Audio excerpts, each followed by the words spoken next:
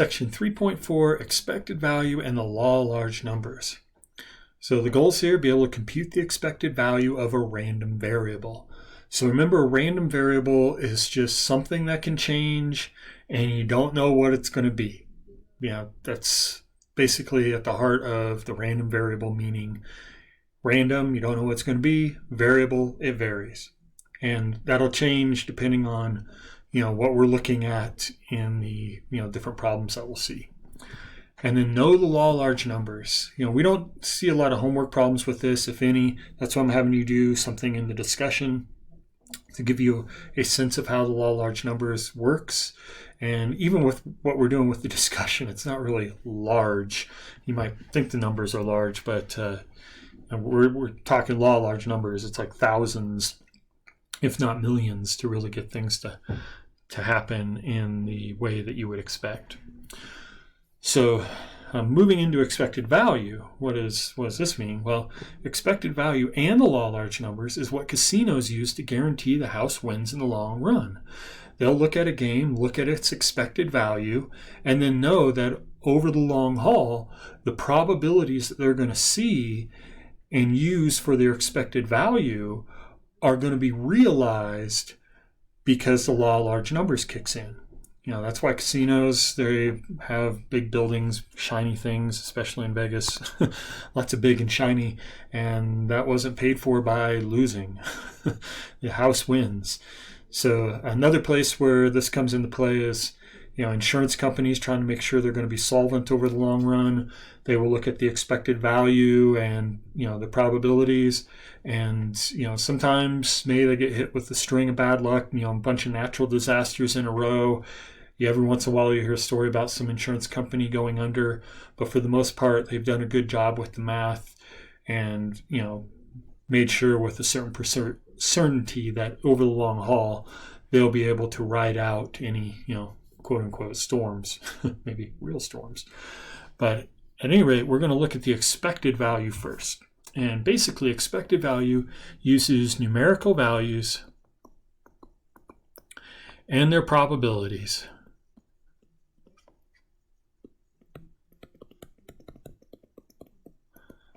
of occurrence to determine what one should expect on average. That's key here, on average, if an experiment is run many times. The expected value amount that you get will probably not be a value that you would actually see being possible as one of your random variable values. It's just not going to typically work out that way.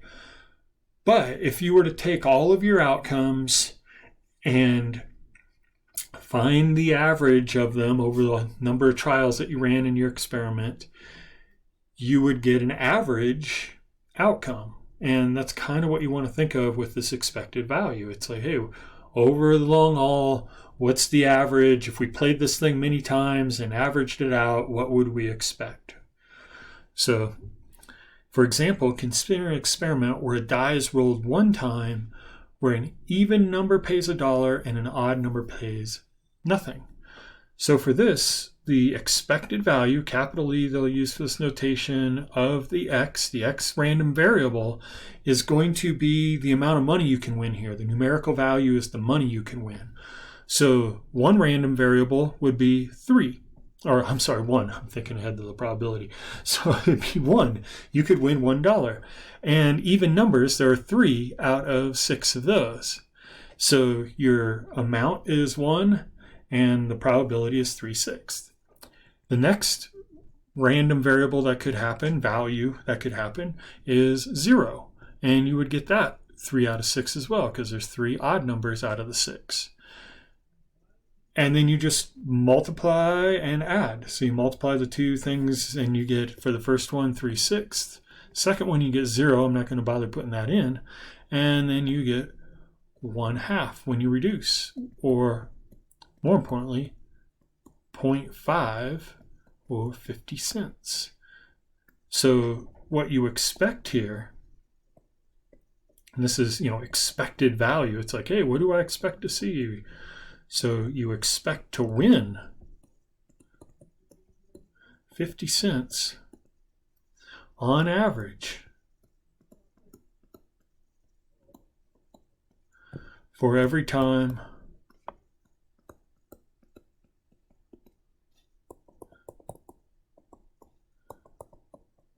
you play. You know, if you played 10 times, you'd expect to win 50 cents for each play, $5. Will that be realized? Maybe, maybe not. You know, the 10 is not a very large number, so you might not roll any numbers that are even in that time. Or maybe you roll them all even. You could get on a good streak. But over the long haul, you'd expect to win 50 cents on average for every time you play. Is the game fair?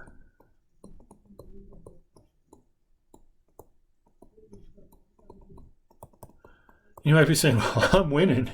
Yeah, that's fair. But no, it's not fair, because e to the x equals 0 is needed for fair. So it might be like, hey, I'm winning, I'm happy, that's fair to me. But it has to be fair for both sides. So only when the expected value is 0. Nobody's winning, nobody's losing, everybody goes home with what they started with over the long run. That's when it's fair. So in this case, I can guarantee you that the casinos will not have a game like this where it's a positive expected value for the player. I promise you. That's not going to happen. And if it happens, closest thing, again, I think I mentioned this in another video, is craps. But craps, if you look at what they pay, you know, the casino takes what's called a rake.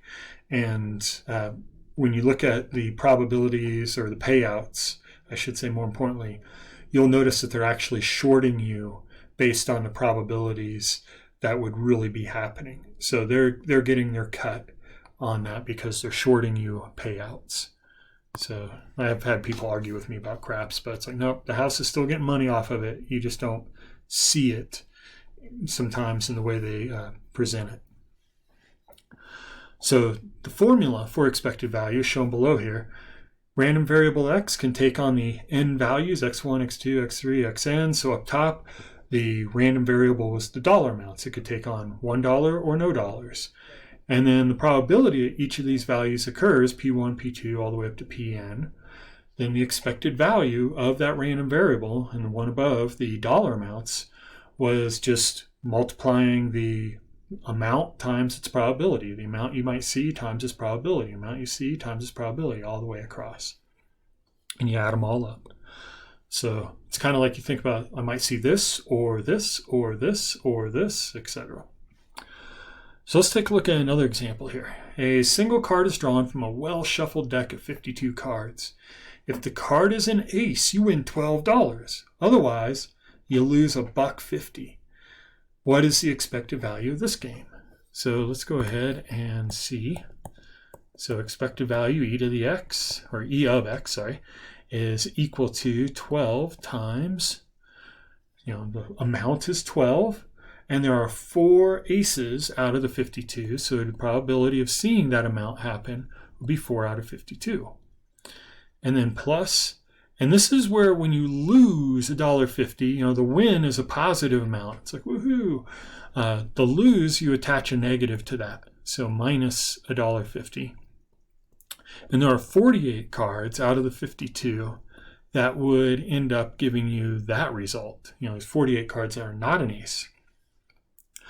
So overall here, you're going to have 48 over 52 from the first fraction being multiplied by 12, and then minus, this ends up being actually 18 over 13. And I just use calculator here. So minus 0.46. And you could probably type this whole thing into your calculator and get there as well. And I probably recommend that in practice. So negative 0.46. So what does this mean in terms of the game?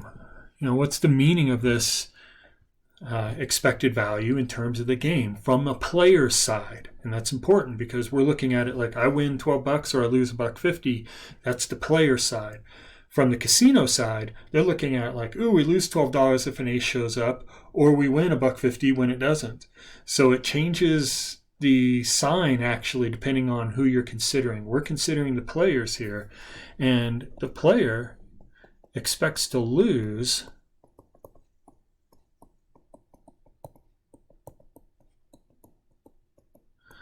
46 cents on average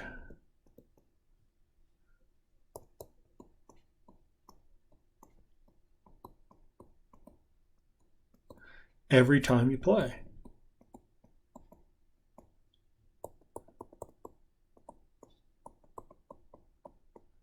Now, granted, if you're only going to play this one time, you're either going to win 12 or lose $1.50. But if you play this many times, on average, you're going to eventually get to a point where you're losing like 46 cents a hand. Is the game fair? No. Oops, don't know why that did that. So let's fix that. So no.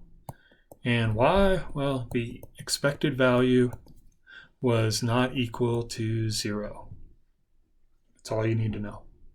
It has to be perfect balance to be fair. Nobody wins, nobody loses. All right, so this next one's got a little bit of a quirk to it because you got an amount that you pay up front. And there's a couple of ways to approach this. I'm going to show you the way that I always approach it just because it works out a little easier, I think, for students to understand in terms of the setup. But in this case, a player pays $1 to play a game. A die is rolled, and if a 6 is rolled, you win 3. Otherwise, you win nothing. So what is the expected value of the game? So what we're going to do here, it's a little different than the classic formula that you'll see. And again, I feel like it always works if you do it this way. I'll show you the alternate approach too in case you want to see that, how you could set it up. But I find that sometimes students forget to do things with the classic setup. So for this, we just kind of start out like we would. We win if a 6 is rolled, so we win $3. So the amount for that expected is, or the random variable I should say, is 3, and there's 1 6 out of the 6. And then you win nothing otherwise. And then at the very end, you subtract off the $1 that you paid to play the game. You're going to spend $1 no matter what. It's like when you go to the carnival. You want to throw some darts at the balloons, win a big old, fluffy, stuffy thing. Well, you got to pay the money up front. And I could probably almost guarantee you there's some expected value at those carnival games. But at any rate, you can just subtract off the amount you pay from the back and it'll work.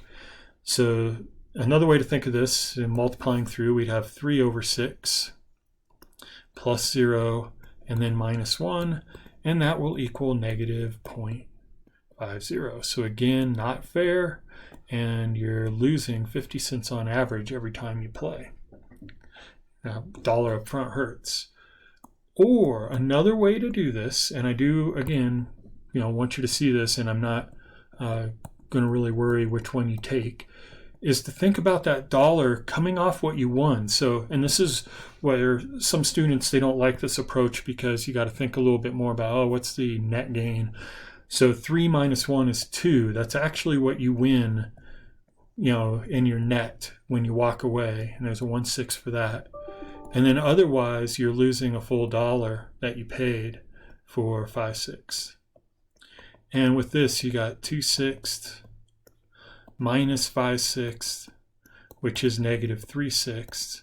And you still get to the same exact answer. So I just find in my teaching of it to students and their use of it, it's easier to just subtract off the amount you pay off the very end and then just do everything else before that, Or you can think of net gain. So this is the net gain approach.